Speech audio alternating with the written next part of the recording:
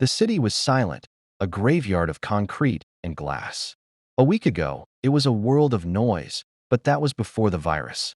Now, the only sound was the distant wail of sirens. And the only rule was, don't go outside. My name is Ethan, and my apartment was my tomb. My neighbor across the way, a pale-faced man with a mop of bleached hair, was my only contact with the outside world. He and I would stand on our balconies, separated by the chasm of the street below, and communicate through notes scrawled on cardboard. We were two isolated islands in an infected sea. One afternoon, I was watching him through my binoculars when I saw it. A firefighter, covered in blood and grime, was climbing the side of his building. But this wasn't a rescue. The man's eyes were milky white, his teeth bared in a silent snarl. He was one of them, a creeper, what we called the infected. They were faster and more aggressive than any zombie I'd ever seen in a movie.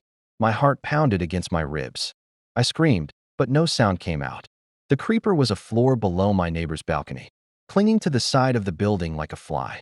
I tried to yell, to warn him, but the words were stuck in my throat. My neighbor was distracted, fumbling with a note, completely unaware of the approaching monster. The creeper pulled itself onto his balcony. My neighbor finally looked up, his eyes widening in terror. He saw the beast, and then he saw me, a desperate panic in his gaze. He mouthed two words, "Help me." I could only watch, frozen in place. The creeper lunged, its scream echoing through the empty city. My neighbor was dragged from view, his last, desperate scream cut short. The city went silent again. I stood there, shaking, the binoculars still in my hands. Then, a new sound cut through the silence. A thump from the apartment below me, then another. The creeper, having feasted on my neighbor, was now a few floors down, climbing my building. It was coming for me. I sprinted from the balcony, grabbing my bag. My hands fumbled with the locks as I raced to the apartment door. The thumping grew louder, closer. I heard the sickening wet thud as it landed on the balcony directly below mine. I threw the last bolt just as a white face with gaping black holes for eyes appeared at my window.